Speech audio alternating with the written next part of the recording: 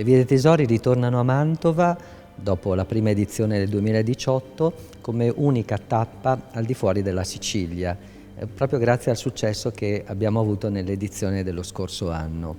Quest'anno altri nuovi 10 siti che si aggiungono ai 10 precedenti e che quindi creano questo meraviglioso mosaico di ricchezze, di opere d'arte, storiche, religiose, architettoniche, residenziali, aristocratiche, ma anche di grandi patrimoni come l'Archivio di Stato, la Biblioteca Teresiana e naturalmente il Palazzo degli Studi, che sono un unico complesso di derivazione gesuitica. Le Vie dei Tesori sono di fatto un mix fra il lavoro svolto da volontari, sono più di 50, e da alcuni istituti scolastici mantovani prestigiosi, quali il Liceo Scientifico, il Liceo Classico, il Liceo Artistico, l'Istituto Fermi, l'Istituto Bonomi Mazzolari, che insieme naturalmente al Politecnico hanno voluto, con la disponibilità dei ragazzi nella famosa formula dell'alternanza scuola-lavoro, completare questo progetto che nasce proprio in questo senso, con il coinvolgimento di studenti e volontari adulti a Palermo 12 anni fa.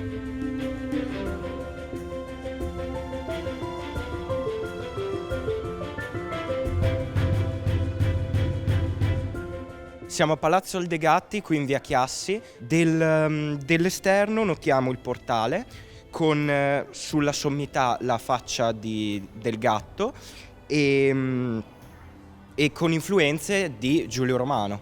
Dopodiché saliremo su a vedere la Sala Aldegatti, che è la parte più bella del palazzo. Interni praticamente tutti del Cinquecento, fatti per la maggior parte da Anselmo Guazzi, che era allievo di Giulio Romano, quindi influenze giuliesche.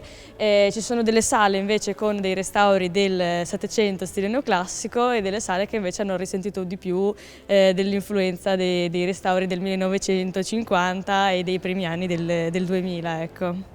Questa sala è la sala principale, la sala più grande, conosciuta come Sala Aldegatti, tutta circondata da affreschi degli allievi di Giulio Romano, appunto, e tra l'altro si vede il bellissimo camino in marmo con lo stemma della famiglia Aldegatti. Il Palazzo Aldegatti è di proprietà di privati e grazie alle Vie dei Tesori, il progetto delle Vie dei Tesori, è stato possibile aprirlo e renderlo visitabile anche a tutte le persone, cittadini e non di Mantova.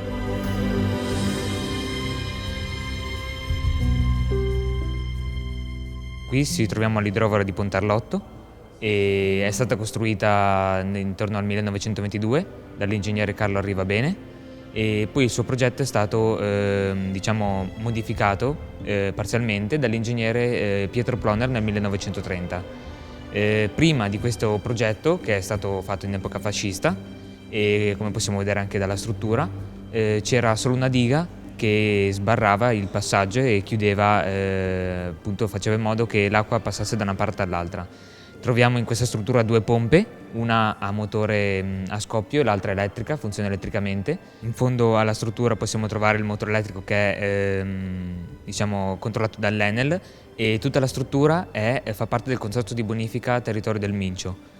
E in pratica quando il Rio raggiunge il livello di 14,50 metri le pompe vanno in funzione, si attivano e quindi tirano sull'acqua e la buttano poi nel lago inferiore. La struttura è sempre chiusa e è stata aperta, verrà aperta in questo weekend e nel prossimo di ottobre per questo progetto che è le Vie dei Tesori, in cui la nostra classe e anche altre scuole sono state coinvolte.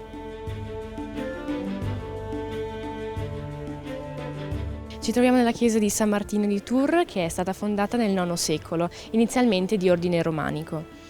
All'esterno questa chiesa sembra più di ordine neoclassico, sembra molto più lineare, non ci aspettiamo sicuramente ciò che troviamo all'interno. All'interno infatti veniamo presi da questo ritmo che ci dà la chiesa in sé.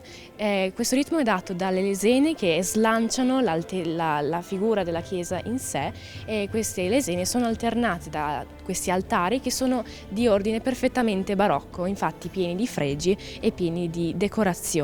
San Martino di Tours nacque nel IV secolo e fu il maggiore esponente nel combattere l'eresia ariana nell'impero romano.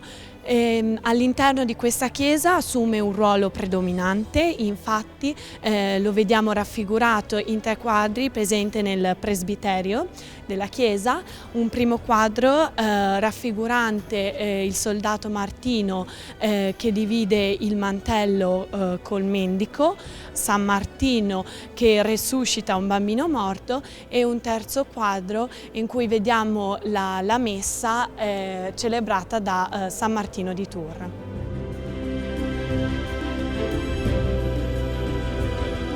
Mantova è una piccola città, ma credo che possa, attraverso questa iniziativa, stimolare l'idea appunto del museo diffuso che Mantova inquadra non solo negli aspetti più tradizionali, quelli museali, ma anche in tante angolazioni di vie, di strade e di luoghi di memoria.